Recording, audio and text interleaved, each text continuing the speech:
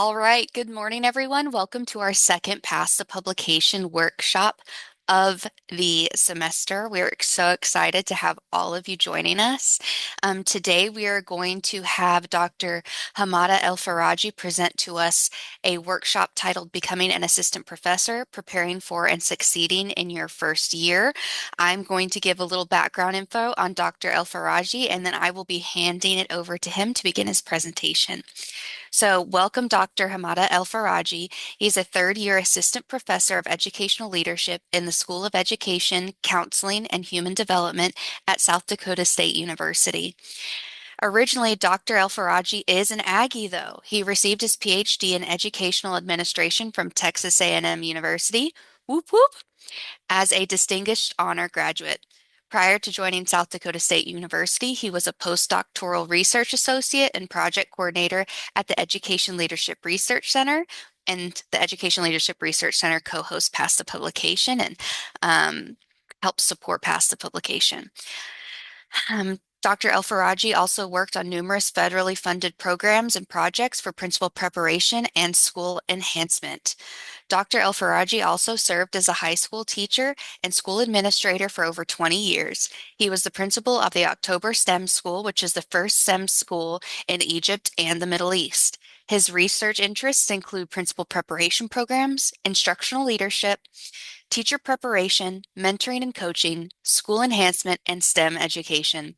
He has published in a variety of academic journals, including Sage Open, Frontiers in Education, Journal of School Leadership, and Journal of Education Administration. We are so excited to have you here today with us, Dr. Elfarargy. And with that, I'm going to pass it over to you so you can begin your presentation. Thank you so much, Jordan. So let me start with the Aggie thing. Howdy. Howdy. Now you need to unmute yourself and I want to hear this. Let's try again. Howdy. Howdy. Howdy. Howdy. Go. So good morning, everyone. It's a big honor for me to be the presenter for today. Like Jordan mentioned, I have been in College Station in Texas A&M for years, and it has a special place in my heart. I was just joking with Jordan before the presentation that if you open my heart, you will find Harrington Tower or just to the right here. So it's a big honor for me to be here today. And my presentation is going to address some of the experience and expertise I had as I'm applying for the position of assistant professor, as well as my first year, and I would say the first few years.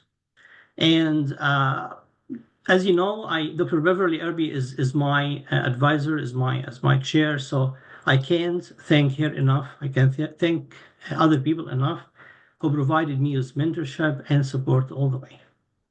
Can you see my screen?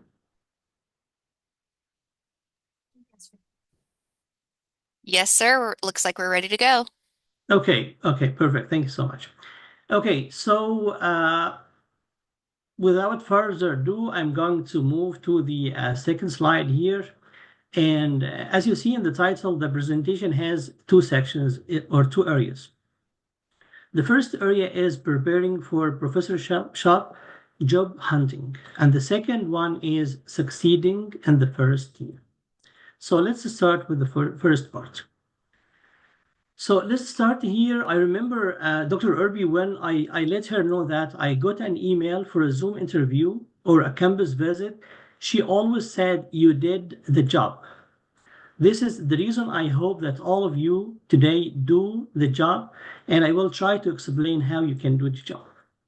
For those of you who are in the process of applying for assistant professor jobs, I wanted to share with you that I submitted 22 applications and I got 11 Zoom interviews and 6 campus visits. And I was very fortunate to get my current position at South Dakota State University. So it's a long process and you have to be patient along the way. So what I mean by doing the job. The first thing is you understand the job advertisements. Second, craft strong application materials, your CV, your cover letter, your statements. Be well prepared for the Zoom interview and get ready for the campus interview. I'm going to talk a little bit on each of these things. Let's start by understanding the job advertisements. When you read the job advertisements, think about what type of job is this? Is it full-time? Is it tenure track? Is it part-time? Is it assistant professor of practice? Always in each ad, you find two main areas, required qualifications and preferred qualifications.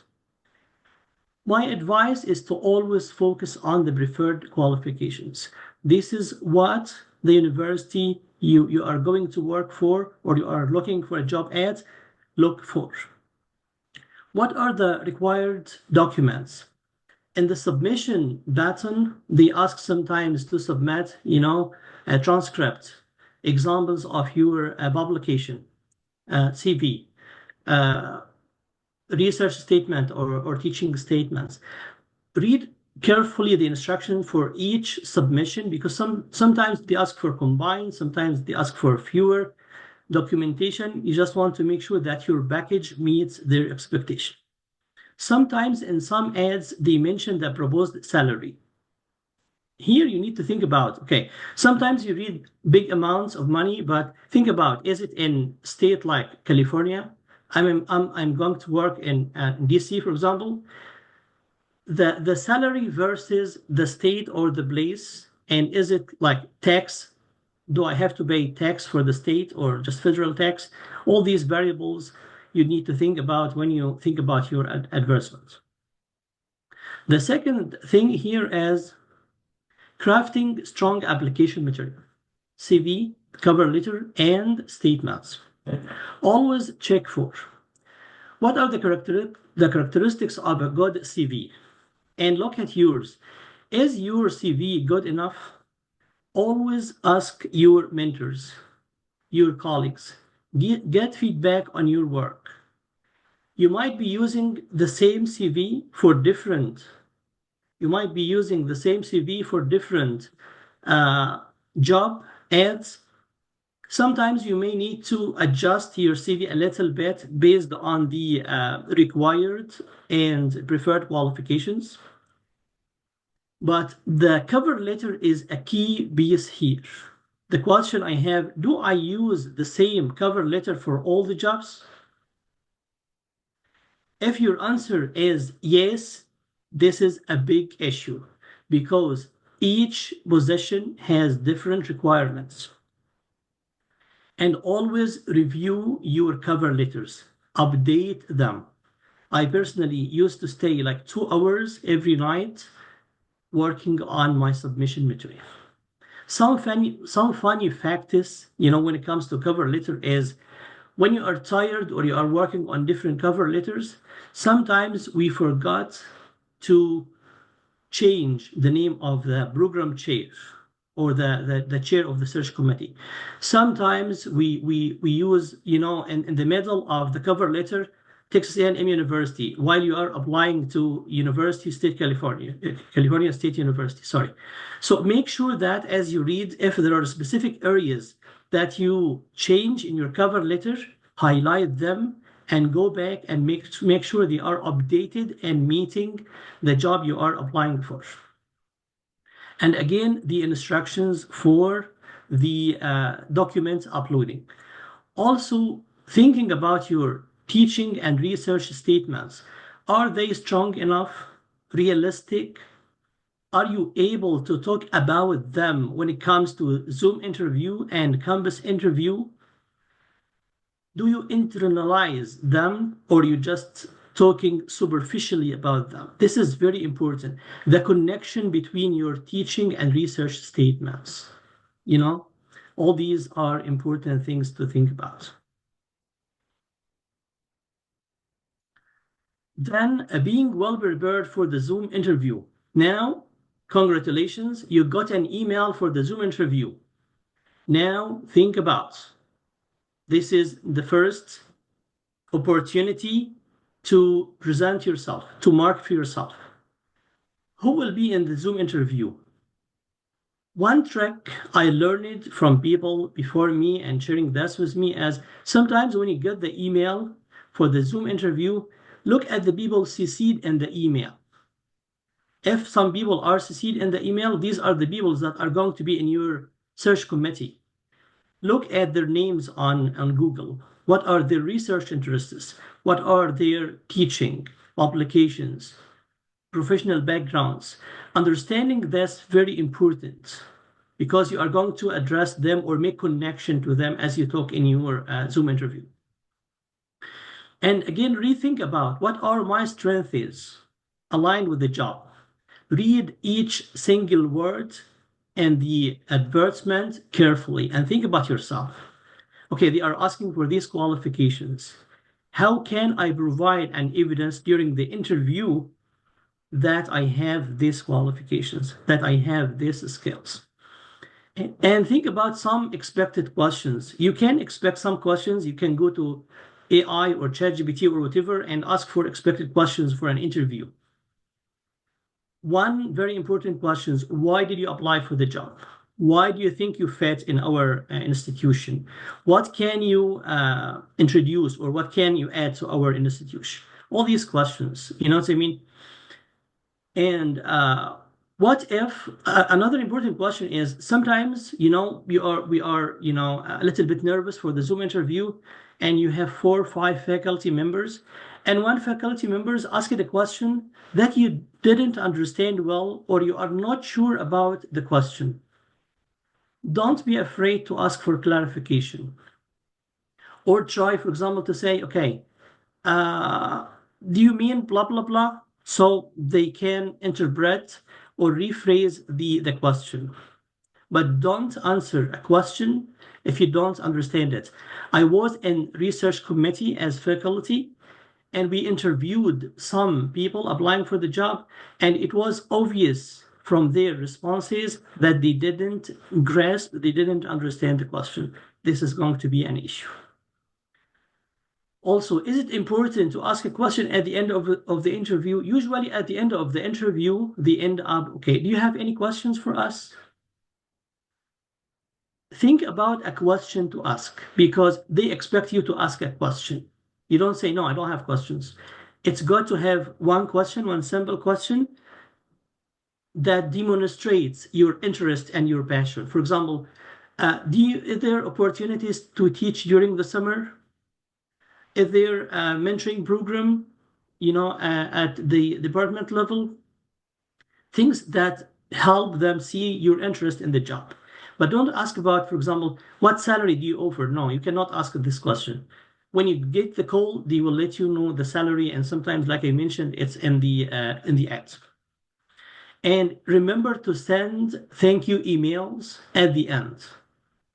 You might not get response for the emails or for all the emails. It's okay because you are still in the process of the interview, and some faculty members believe that they should not respond to you. But remember to thank people and always be prepared, be confident, be clear in your communication, be authentic, speak your mind, be yourself. And remember, and this is important, I always hear from my mentors, this is a two-way interview. They are interviewing you, but at the same time, you are interviewing them. You are thinking, are they the people I want to work with in the future? Am I going to spend years and years in this institution with these people? This is very important. And now the last thing here is getting ready for the campus interview. Now you got the call or you got the email for the campus interview. Congratulations, you are invited to the campus interview. This is the second level, and now the real game starts because only 2 or 3 are invited to this stage. And you are very close to the job, so you have to be more prepared. When is my actual campus interview begin? They send with you the itinerary, but it's not the next day. Your campus interview starts when your flight lands in the town where the university is. When you meet your first person or the first faculty waiting for you. Every minute, every impression, every reactions counts towards the job. Think about, or you might be seeing this on the schedule for your interview. Who are the people who are going to join you for dinner? Usually you are invited to dinner, and then you have a full day of interviews and meeting the next day. So who is going to be on the dinner? See the names, see the research interests, because you are going to have, communication and conversation over dinner. So make sure you are prepared for this conversation and you have questions to ask, things to share, and always be professional.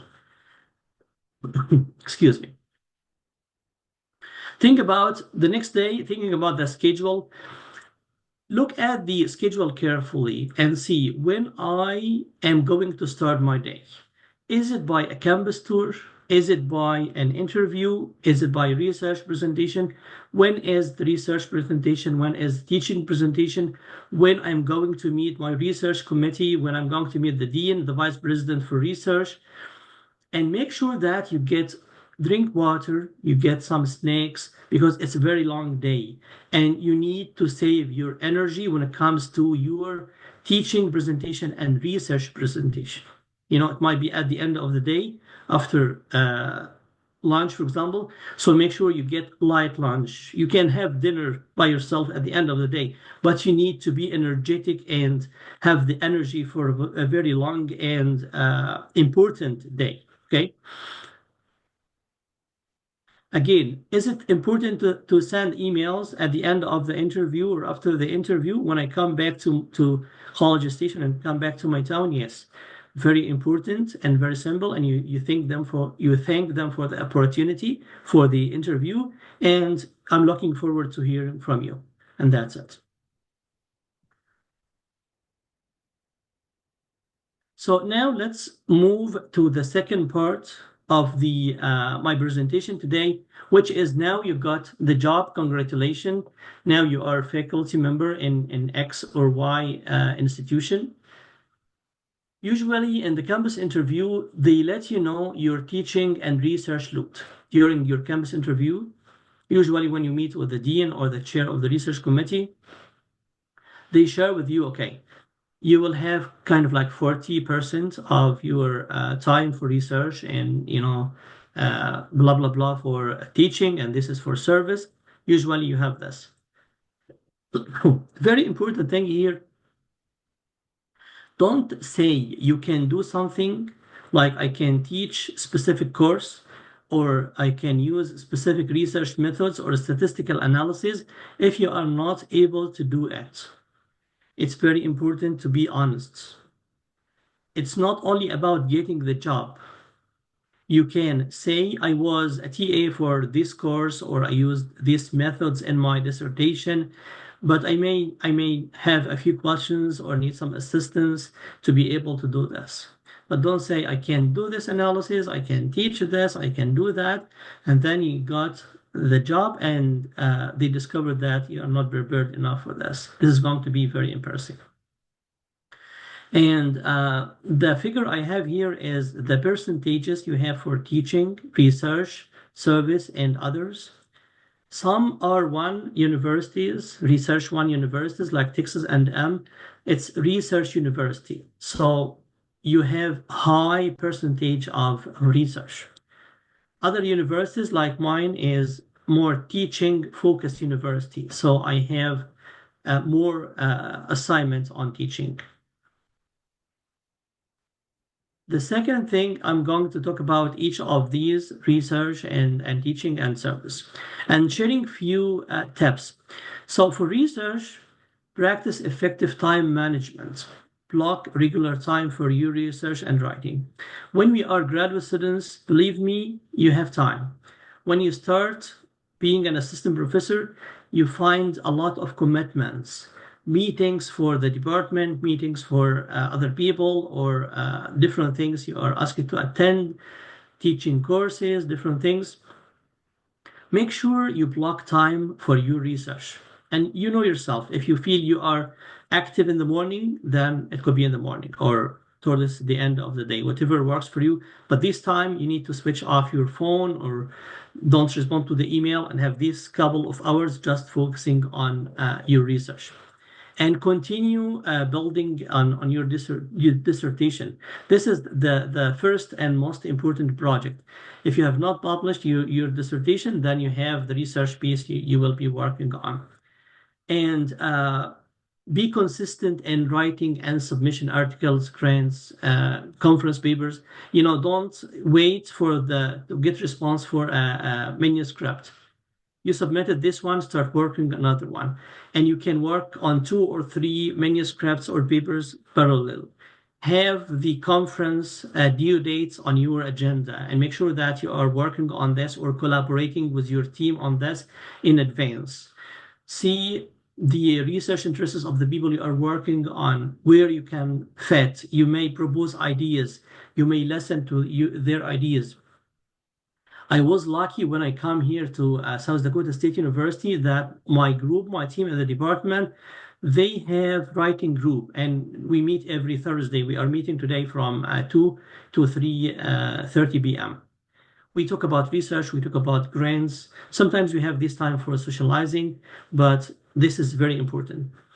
The important thing also is to seek mentorship and collaboration because regardless of the experience you have, regardless of the number of publications you published, still we are all learners at different levels.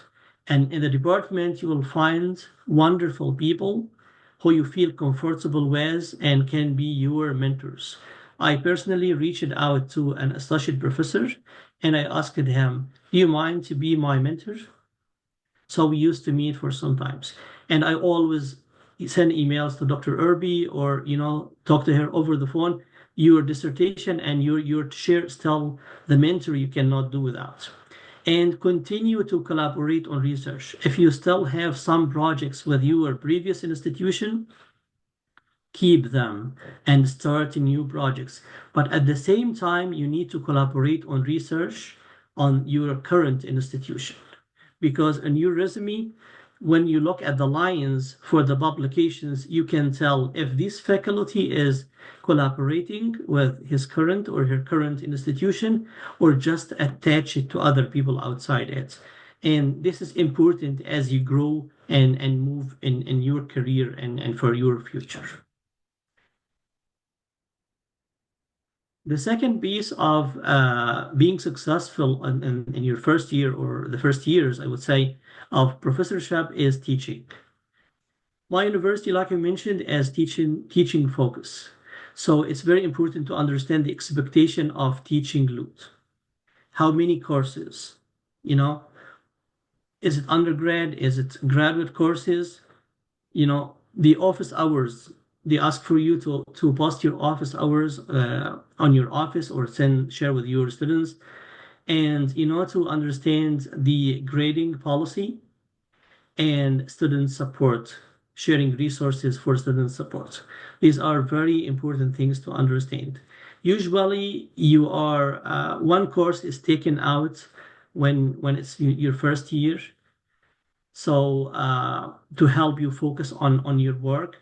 But starting from the second semester or the second year, you will have your fall teaching load. So you need to learn about expectations for your teaching load.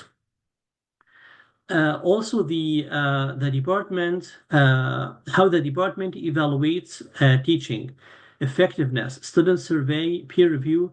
In my scenario, we have something called idea survey.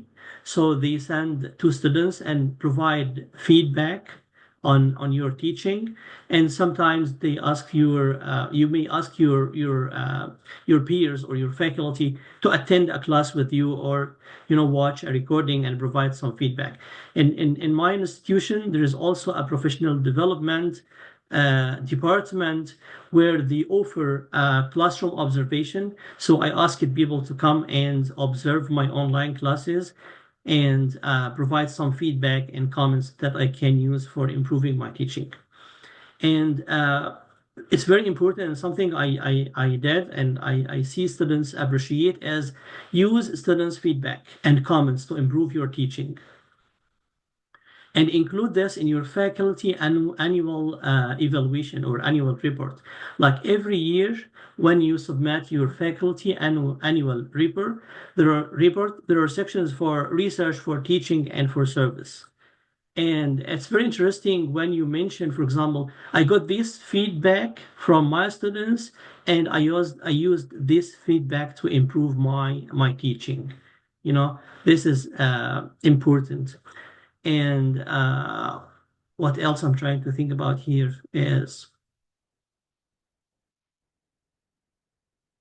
usually I draft the questions, and like my mentor, one of my faculty colleagues here, let me know that you can create 3 questions and add to your evaluation before students are receive them. So I have questions like what worked well, what can be improved. If the instructor is going to teach the same course in the future, what are your suggestions? And these qualitative feedback and comments are very interesting. And I'm very humble to say that I get 4.9 out of 5, or sometimes 5 out of 5 for my course evaluation. So I have very nice students, and I love them. The third part here is the service. And while this is important, you need to be careful about this. So you need to clarify your service responsibilities. Is it department service? Is it, being in committees, or student advising, or community outreach? Different things. It's very important to prioritize wisely because your time is precious. Don't overcommit early on. Before you say yes, yes, yes, I would be happy to attend this committee, I would be happy to help here, I would be happy to help there. It's very important to be an active member and to be collaborative, and people would appreciate that. But remember that your time is what you have for your professional growth, and you need this time for preparing for your teaching, for working on a manuscript, and also for your family. If when you think about like family work balance, and always try to choose services that align with your interests. Like last year, I was asked to be a committee member in the College of Education Research Committee, which is an honor, which something I like, and it is going to be counted towards my resume for my professional growth. The last thing here is your faculty annual report. When you land at your department, at your college, learn about the FAR expectations and tenure promotion requirements. Usually, there is a faculty handbook. You can ask colleagues, mentors, your department head might be meeting with you and providing this template. Read the handbook carefully. Understand the expectations for your tenure promotion. Time flies. I can't imagine this is my third year, and in March, I will have the third year review. This is midway. And then in my 6th year, this is the submission for the associate professor thing. Excuse me. Get clarification and ask a question. Focus on your professional and personal growth. And at Texas A&M, there are 2 advanced certificates I would advise you to think about if you don't. I know many of you applied for this, but one is the Advanced Research Methods. Excuse me, let me get some water.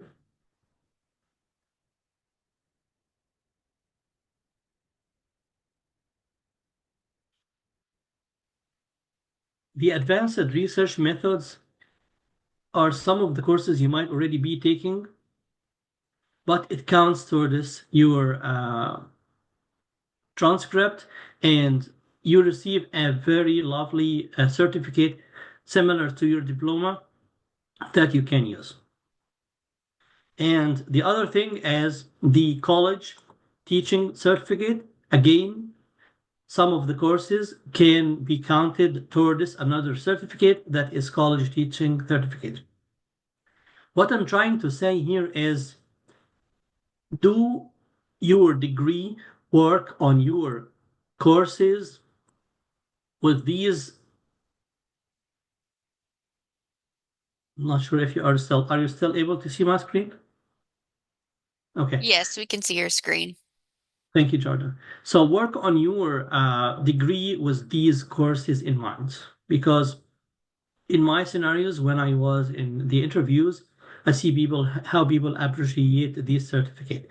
And Texas A&M is a big name. Dr. Rafael Lara used to mention this, but believe me, when you are in interviews, you will see how people appreciate the name of the university and the quality of the of education provided by this institution.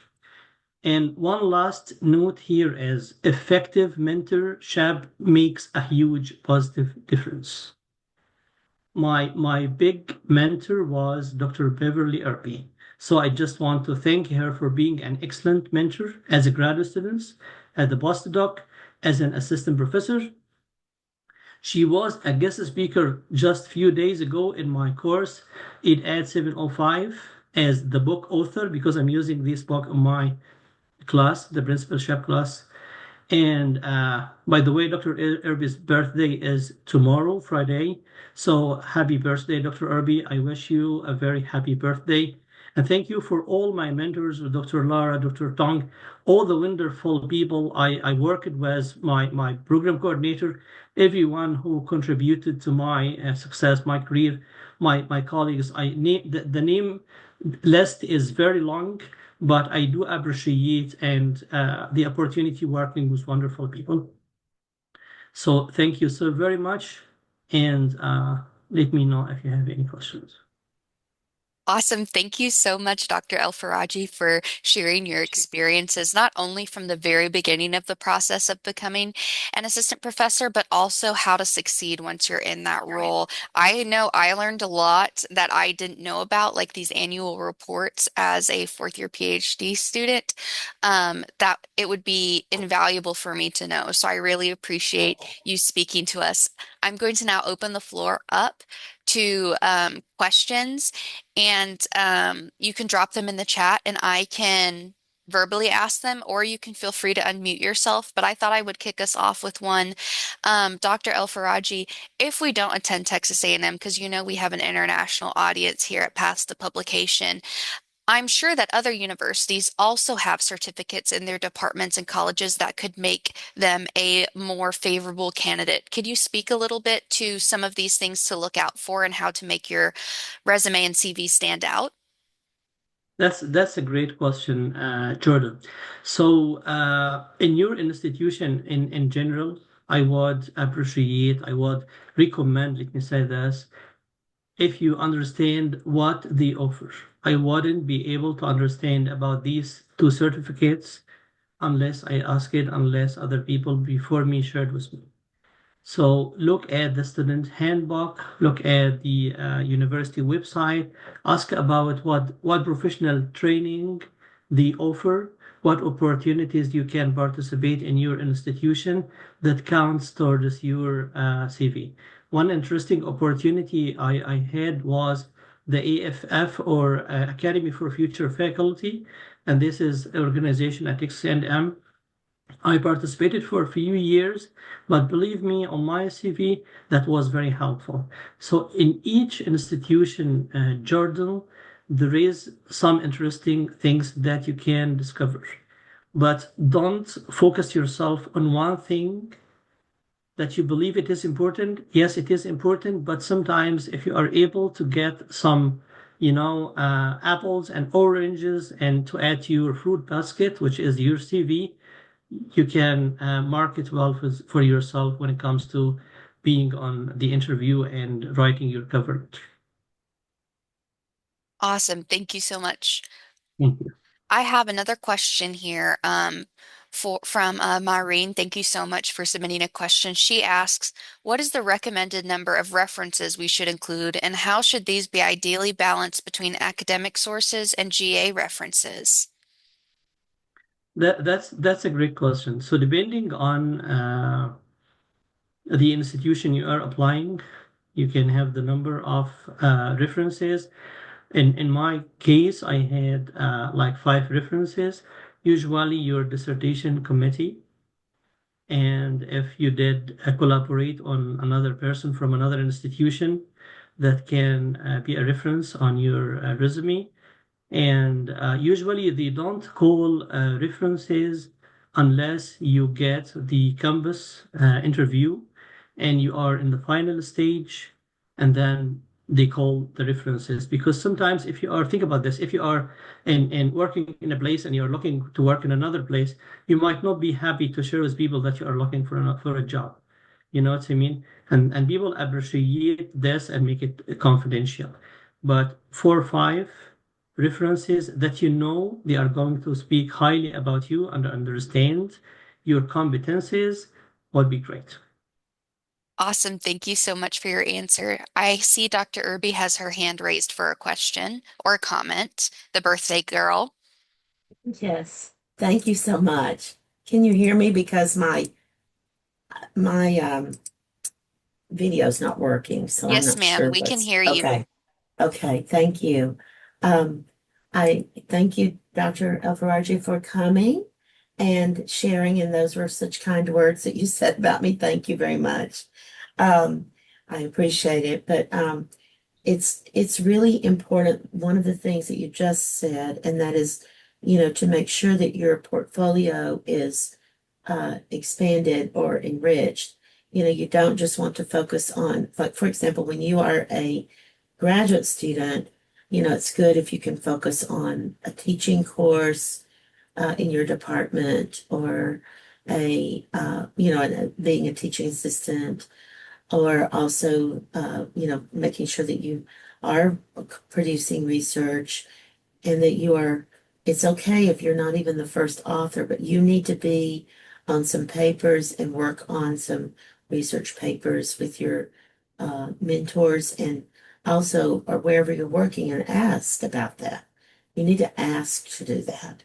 So, if you're not, and so, be sure that you are asking to do that. And you can think of some things to do, like, oh, you're teaching. Well, you could ask your teaching supervisor about maybe a paper that y'all could write about.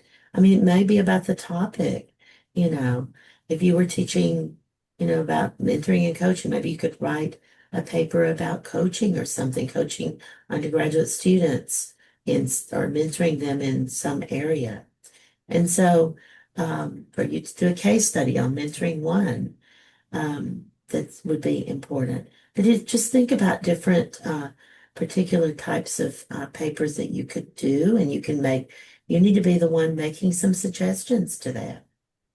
So I would be interested to hear from my team as well on that. So no, don't just wait for somebody to, ask you to do that. If you do most of the work, then you should be first. But it really depends. And that's also an APA issue as well. And you can read about that. So, anyway, just think about that and make sure that your portfolio is diverse in terms of teaching or a teaching assistant, um, also conducting your research and having some service. So we're having a round of other research other research awards here that are coming up, and I know other universities probably have that for uh, new professors or for uh, graduate students. So we'll have another research award coming up as well that we'll be announcing, or we'll be calling for soon. Okay, so anyway, I just wanted to mention that that was very, very important. And it's also important when you go to your university, wherever you go after you graduate. So Dr. Elfarargy mentioned that his university, which is the land grant university in South Dakota, um, that particular university is focused, different universities in South Dakota. It's a smaller state, and they're focused on different aspects of different types of degrees. But his is focused on teaching in terms of his percentage of time. So it's less time. So you get percentage. Usually here it's a 40, 40, 20. 40 research, 40 teaching, and 20% service. Of course, you're probably going to eventually, hopefully not in the beginning, be doing a lot of service. I think Dr. Elfarargy has been doing a lot of service at his university and has grown the program that he's supervising. So anyway, in within 2 years, it's more than doubled, I believe, in terms of students. So we're really proud of that for him. But you'll think about maybe perhaps his teaching is 50%. I'm not sure what the percentage is, and then maybe his research is 30% and his service is 20%. So that could be a way that it's negotiated with the department, but and whatever the emphasis is at that time. So it could change over time as well, those percentages, but that's how you're evaluated. So, you know, since his is more percentage in teaching, he does bring in people to this. It's good even if it's not, but people to observe his classes and give him feedback, and so that's important. And so anyway, I think that when you go to a university, you want to look at those percentages and you want to tailor your work to that. But look, it's all teaching, research, and service, those three areas. And I don't want to leave out collegiality. Okay, so that's a piece as well that you have to think about. But um, think about those three areas, as he's already mentioned and talked about so eloquently. So thank you, Dr. Elfarargy. That's really critical and really important. You can't just do teaching, you can't. You do have to be a good teacher to be in the university. And but you want to continue with your research, you want to continue with your service. So it's not just, or if you go to an R1 university, a research university, you're not just doing research, you are doing research, teaching, and service. So it's all three of those areas. So you just can't do one. Okay? Thank you So so thank much, you so Dr. much. Irby. Huh? So a quick comment. So thank you so much, Dr. Irby, for sharing your insights here.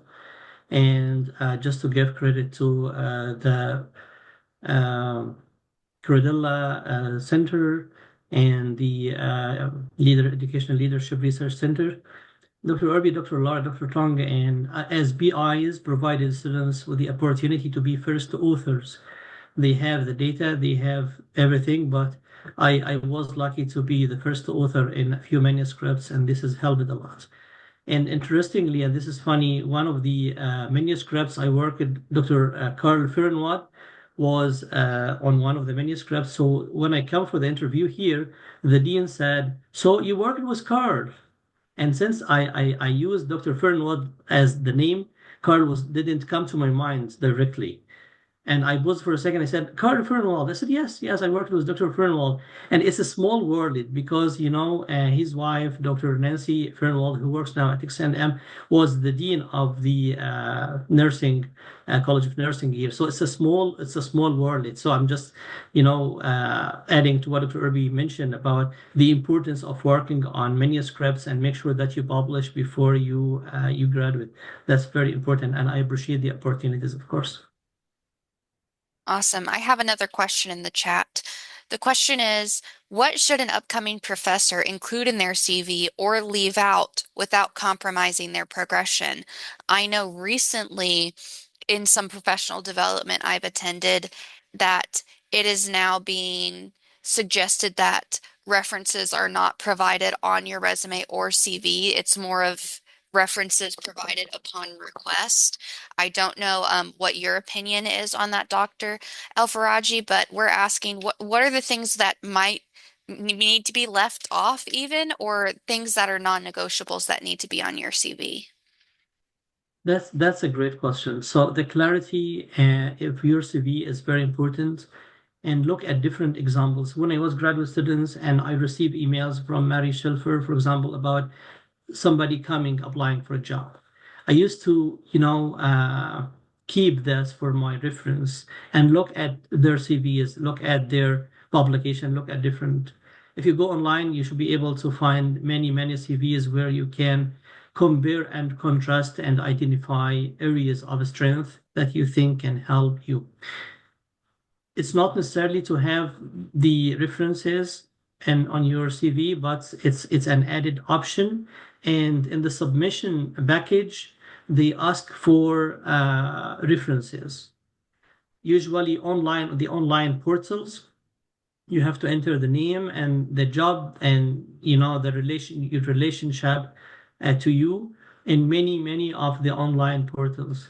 So the references are always there, but like I mentioned, usually this is confidential and they don't reach to them unless you are about to get the job and you pass the campus interview.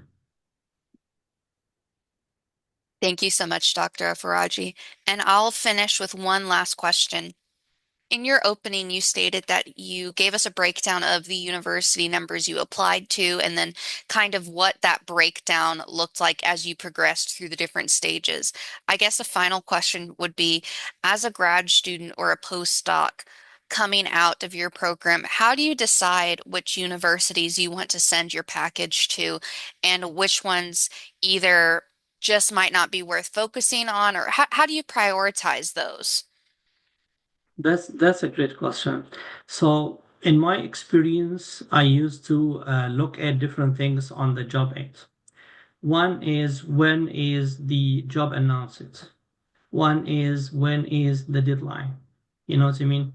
And then when I looked at the preferred qualifications, if I know I don't have preferred qualifications, I skip this ad and I look for another one. I start by the ones I feel I'm confident I have these qualifications.